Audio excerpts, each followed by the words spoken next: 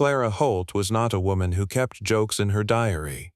She kept records, distances covered, water found or not found, the state of the oxen, the names of those who were sick and whether they recovered. Her handwriting in the early pages of that diary, the pages from Missouri, from the muddy departure at Independence, was small and controlled.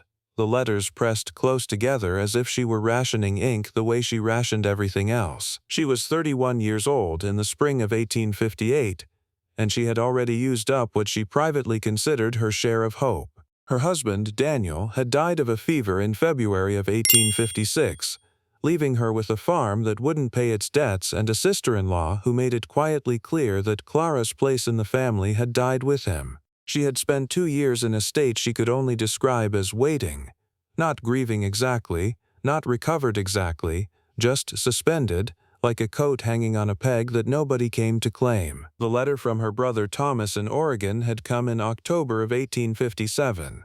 He had land. He had a house nearly finished. He had a neighbor with a wife who was lonely for women's company. There was room, he said. There was always room for her.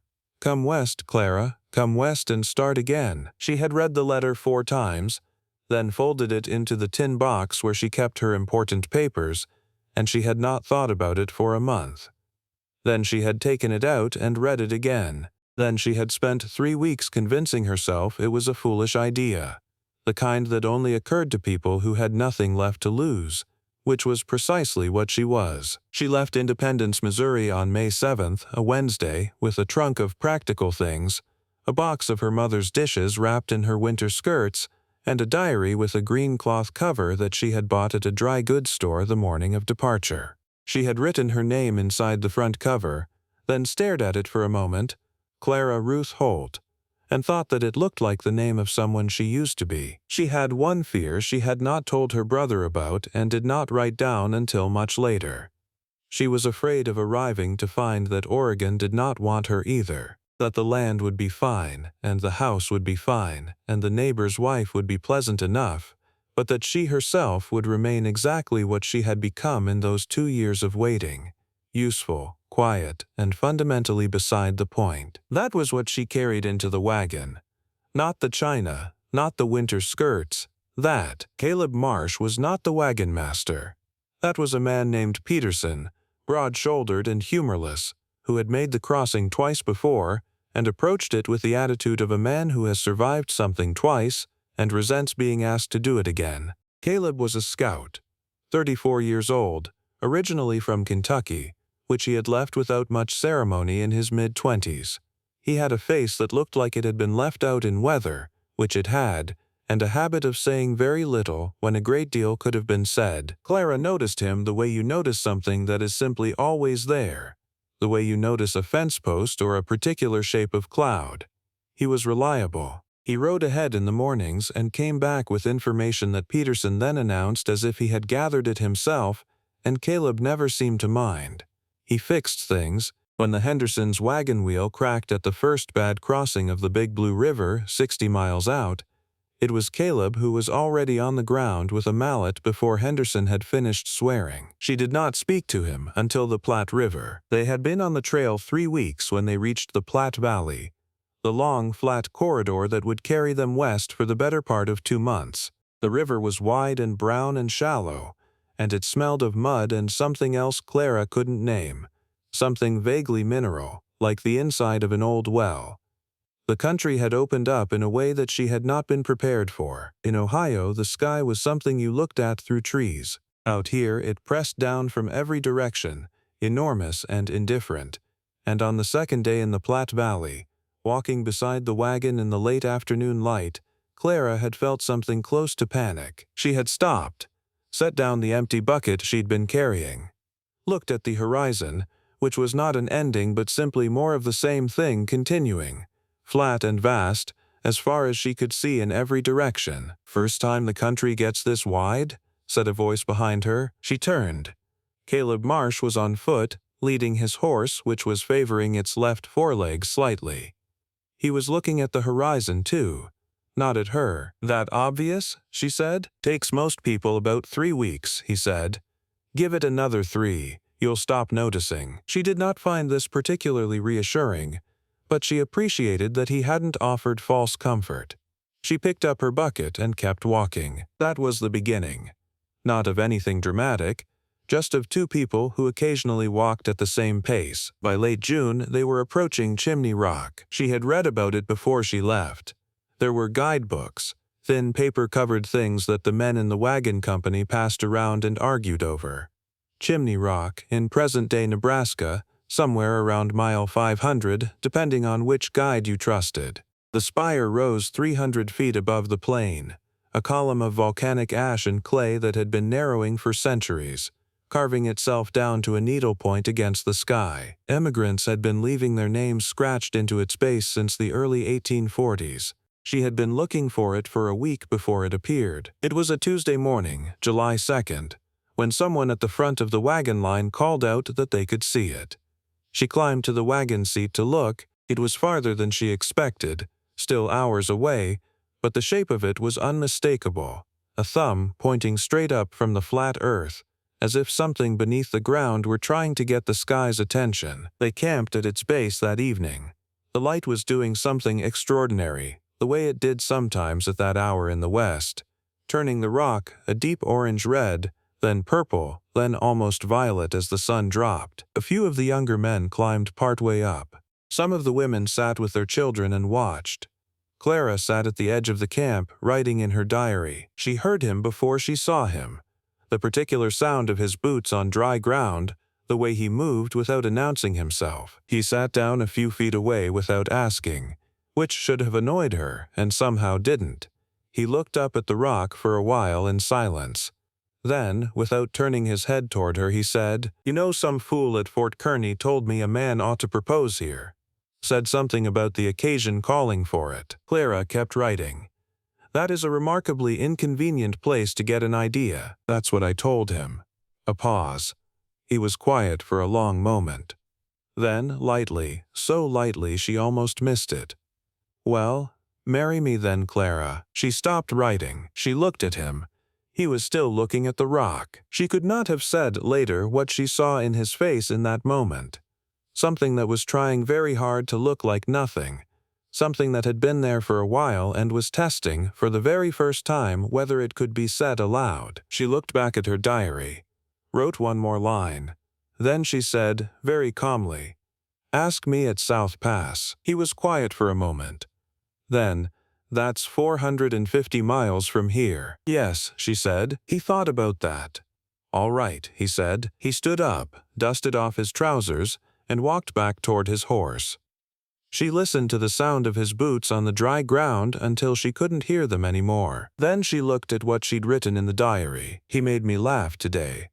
I did not know what to do with it." She closed the cover and sat with the fading rock in front of her, the sky going dark at the edges, and she thought that she had either just done something very brave or something very stupid, and she did not yet know which. What she knew was that she had 450 miles to figure it out, and that the trail, whatever else it was, had never once allowed a person to simply stand still. The weeks that followed were the kind that the guidebooks never prepared you for, not because they were worse than expected, but because they required a quality that had no good name. Not toughness exactly, not endurance, something more like the willingness to keep doing the next thing even when you could not see the reason for it. They crossed into Wyoming territory in mid-July. The landscape changed. The flatness gave way to rougher country, the Sweetwater River winding through rock and sagebrush, the mornings arriving cold even in the heart of summer. Her hands cracked along the knuckles from the dryness. She wrapped them at night with a strip of cloth she had torn from an old petticoat, and by morning they had cracked again. She and Caleb walked together more often now, not always talking, sometimes not talking at all. But there was a different quality to the silence than there had been before Chimney Rock. Less like two strangers sharing a road, more like two people who had agreed, without saying so, to carry the same thing between them. She learned things about him the way you learn things on a long trail. Sideways, incidentally, never asked for directly. He had a brother in Kentucky who had gone the other way and joined the cavalry. He had tried farming once, briefly, and found that he had no feeling for it. He had been on his first western crossing at 26 and had come back east twice since, but each time the return felt less like going home and more like stepping backward. He told her this in pieces, small deposits of information spread across many days, and she began to understand that he was a man who said things in a roundabout way and expected you to hold them without making too much of them. She thought about Daniel sometimes. Not with the same ache, the ache had gone somewhere quieter over the 2 years, but with a kind of reckoning. Daniel had been a straightforward man, kind in the ways that mattered, but he had never in their 4 years of marriage made her laugh unexpectedly. He had never made her sit with a closed diary listening to footsteps fade. She wrote in her diary on a Thursday evening in late July, camped near the Sweetwater. I am not sure what I am building toward, but I find that I am not afraid of building. And then, as if the trail had simply been waiting for her to say something like that, everything went wrong at once. It was a smaller crossing. Not the Snake River, that was still weeks ahead, but a swollen tributary that had been fed by rains the week before. The creek was coffee brown and moving faster than it looked, which was the thing about western water that the guidebooks could not adequately describe. It always moved faster than it looked. 3 wagons crossed without incident. The fourth, Henderson's, always Henderson's, caught a wheel on an underwater rock and pivoted broadside to the current. What happened next took 30 seconds and occupied her memory for years. Caleb went in after Henderson's horse. This was not unusual. Livestock were irreplaceable out here, and the bank on the far side was close enough that a man could manage it. But the current took him farther than expected, and there was a bend in the creek 100 yards downstream, and for a full 4 minutes Clara stood on the near bank watching that bend and waiting for him to come around it. He did not come around it. She was in the water before she had decided to be. She didn't reach him. 2 of the other men pulled him out before she got to the bend, and he was upright and coughing and swearing under his breath. He had a gash on his forearm from a submerged rock, and he would be sore for a week, but he was fine. He was entirely fine. But she had been in the water. She had not stood on the bank and reasoned it through. She had not thought about Daniel or Ohio or the question waiting at South Pass. She had simply gone. When she understood this, not on the bank in that moment, but later, in the wagon, sitting with her wet skirts drying against her legs and her hands shaking in a way she couldn't quite stop, she understood something else at the same time. She had already answered his question. She had answered it somewhere in a creek crossing in Wyoming, without knowing she was doing it, 300 miles before South Pass. She did not write this in the diary. Some things she had learned you did not write down. Some things you simply kept. He came to her wagon that evening, arm wrapped, looking embarrassed in the way that men do when they have frightened someone and know it. You didn't need to go in after me, he said. No, she agreed. A silence. He looked at his boots. Then, thank you. As if those 2 words had cost him something considerable. You're welcome, she said. He looked at her then. The full, direct look that he gave rarely. The one that didn't pretend to be aimed at something else. She looked back. There was a long moment in which neither of them said anything, and in that moment a great deal was understood that would have come out badly in words. He nodded once, turned, and walked back toward his side of camp. She sat at the tailgate for a while in the last of the evening light. Somewhere in the sagebrush, something made a sound she couldn't identify. The stars were beginning to come out, and out here they came out all at once, suddenly and everywhere, as if someone had thrown a handful of salt at a dark cloth. She had stopped being frightened of how many there were. She had stopped being frightened of quite a few things, she realized. 450 miles from Chimney Rock. They were almost there. South Pass. She had tried to prepare herself for it and found that preparation was useless. Nothing in the guidebooks told you what the altitude would feel like in your chest. The way the air thinned just enough that your lungs had to think about what they were doing. Had to apply a small new deliberateness to the work of breathing. Nothing told you about the color of the light at 7,400 feet. Flatter than on the plains, cooler, like light that had been traveling a great distance and arrived a little tired. You crossed the Continental Divide at the crest of South Pass and you felt it.